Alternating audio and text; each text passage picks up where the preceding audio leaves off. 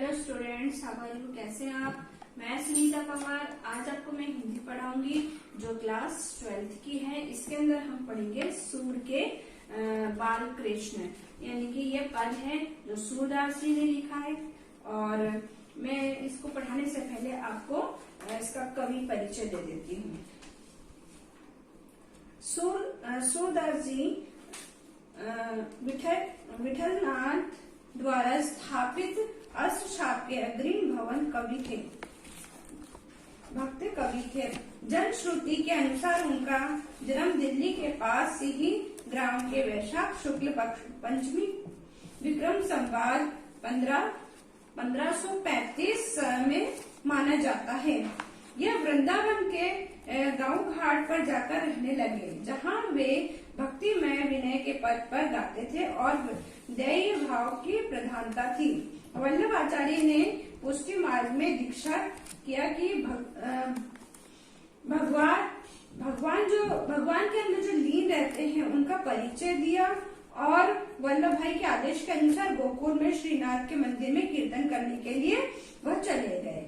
श्रीनाथ जी के मंदिर में कीर्तन करने का वो अजन्म से वो विचार था उनका, और उन्होंने वहां पर 1642 के अंदर में वहां पर रहने लगे और 1642 के अंदर में ही उनका स्वर्गवास हो गया। जनश्रुति के आधार पर सूरदास जी का जन्म माना जाता है कि आप बहुत ही अनुभव संपन्न और विवेकशील और संवेदनशील व्यक्ति थे, और वो बहुत ही धनी थे। अपनी बातों के सूर सागर उनकी प्रमुख रचनाएं थी। इस प्रकार से उन्होंने काफी भक्तिमय पद भी लिखे। आइए हम पहले इस कविता जो बाल कृष्ण के है उसका केंद्र भाव पढ़ लेते हैं कि इसके केंद्र भाव क्या है, क्योंकि हम जब एग्जाम देने जाते हैं तो हमारे को परीक्षा के अंदर केंद्र भाव पूछा जाता है।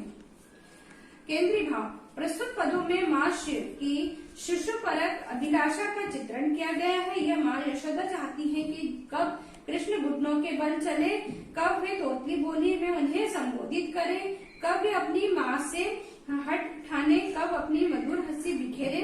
माँ की यह आकांक्षा है कि शिशु की भाव भगनियों की चेष्टा द्वारा वात्सल्य भाव से प्रेरित है। यानी कि जो यशोदा माँ है श्री कृष्ण के बचपन के बारे में बता रही है कि श्री कृष्ण बचपन बहुत छोटे हैं, जिनकी उम्र कितनी है, ज्यादा से ज्यादा 4 या 5 मास की है उनकी, यानी कि 4-5 महीने के हैं। और उनकी माँ ये चाहती है कि वो जल्दी से जल्दी बोलना सीखे और उनकी तोतली बोली सुनना चाहती हैं।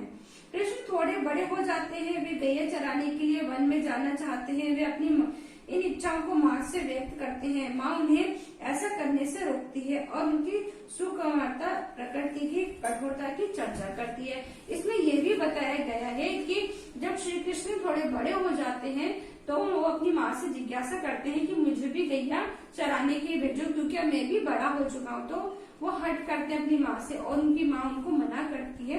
तो इस पद के अंदर ये भी बताया गया है। माँ यशोदा उद्धव के माध्यम से देवकी को संदेश भेजते कि यदि कृष्ण अब राजा हैं, किंतु माँ का हृदय तो अपने पुत्र को शिशु रूप में ही सदैव अनुभव करता है। इसलिए वे कहती हैं कि कृष्ण को सुबह सुबह माखन रोटी खाने की आदत है। वे मुश्किल से नहाते हैं और वात्सल्य भाव रूपी उत्सुकता उनको प्रकट होती है।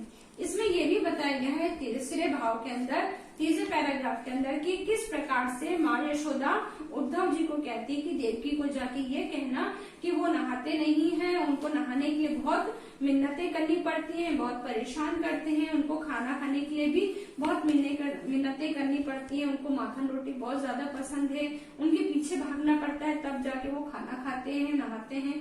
तो इस प्रकार की देवकी को बोला कि तुम उसके लिए सारी व्यवस्थाएं तुम करना, और अगर वो कभी हट करते हैं तो उनको डांटना नहीं है, मारना नहीं है, उनको प्यार से अगर रखोगी तो वो तुम्हारे सारे काम करेंगे और तुम्हारी सारी बातें मानेंगे। इस प्रकार से इसके अंदर तीनों पद के अंदर ये कहा गया है। तो आइए हम पढ़ लेते हैं कि सूर के बाल कृष्ण पद क्या है। जसुमती मन अभिलाषा करे, कब मेरो लाल गुटिया गनी करेंगे, अब धरनी पग टेक धरे, कब दे दांत दूध के देख, कब तोतली मुख वचन खेरे, कब नाही बाबा कही बोले, कब जननी कही कही मोही सरे, कब मेरे आंचल गरीब मोहन जोई सोई कही मोसो झरे। कब धो तनक तनक कछु खे अपने कर सो मुखिया भरे। कब हंसी बात करे गो मोसे जा छवि में दुख दूर हरे। स्वयं अकेला आंगन छोड़े आपी यूं कछु काजू दौरे। इति अंत अदवाई उठो एक गरज गगन सहित घन घोरे। सूरदास ब्रज लोग सुनत धुनी जो जहाँ तहाँ सब अति डरे। इस सूरपाल के अंदर कहा गया है प्रस्तुत प्रसंग के अंदर कि प्रस्तुत पाठ पद भक्ति काल के कृष्ण भक्त कवि सूरदास द्वारा रचित सूर सागर से लिया गया है। इस पद में माता यशोदा की शिशु परक अभिलाषा का चित्रण है। माता यशोदा चाहती है कि श्री कृष्ण घुटनों के बल चले और बोलना सीखकर अपनी तोतली भाषा में संबोधित करे, अपनी मधुर हंसी बिखेरे। माँ इन आशंकाओं की शिशु की भावनाओं को अच्छी तरह से भाप जाती है। उनकी चेष्टाओं में उनका वात्सल्य भाव व्यक्त हुआ है। इसकी व्याख्या है कि श्री कृष्ण की आयु 7-8 मास की होगी।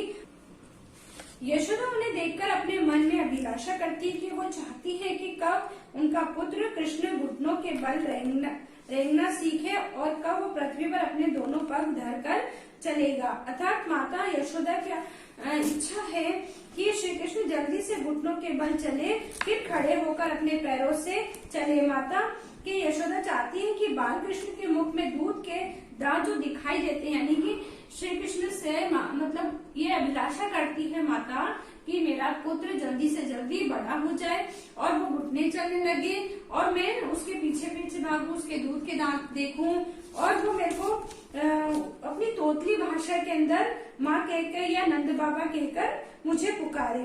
उन्हें कब मेरा आंचल पकड़कर जोई सोई कहकर मुझे झगड़ा करेगा, यानी कि अर्थात माँ यशोदा की इच्छा है कि श्री कृष्ण अपनी तोतली बोली के कारण, यानी कि जो वो जिस प्रकार से बोल रहे हैं उस बोली के कारण वह उनसे झगड़ा करे और उनकी तोतली बोली से वो नंद बाबा और उनकी माता को पुकारे।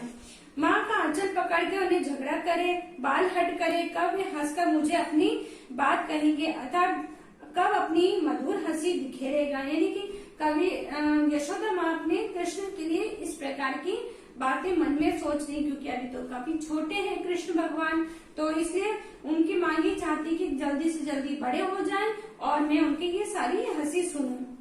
हंसी युक्त छवि को देखकर मेरे समस्त दुख दूर हो जाएंगे, क्योंकि हर माता को बच्चों की हंसी देख के, चाहे वो कितनी भी दुखी हो, पर बच्चों को देख के वो खुश हो जाती है। उनकी एक जरा सी हंसी के अंदर वो सारे। यशोदा माँ चाहती है कि उनके घर के आंगन में श्री कृष्ण भगवान खेले और उनको छोड़ के कहीं ना जाए। इस प्रकार से जो यशोदा माँ है कृष्ण भगवान के बारे में, कृष्ण जी के बारे में मन ही मन ये सोच रही है और उनको भी आंगन में खेलता हुआ छोड़कर वो अंदर काम के लिए चली जाती है। इसी बीच अचानक से एक आंधी आती है और पूरा आकाश को गरजा देती है, बादल छा जाते हैं और उस गर्जना से सब क्या होते हैं, डर जाते हैं। सूरदास जी कहते हैं कि ब्रज के लोग बादलों की गर्जना को सुनकर जो जहाँ था वो वहीं की वहीं रुक गए और ऐसा प्रतीत हुआ जैसे कि बहुत भयंकर नाद हुआ हो और उसको नाद को सुन के सब भयभीत हो उठे। तो आई होप आपको ये पहला पैराग्राफ और फिर हम दो पैराग्राफ जो है वो सेकंड पार्ट में पढ़ेंगे। Thank you.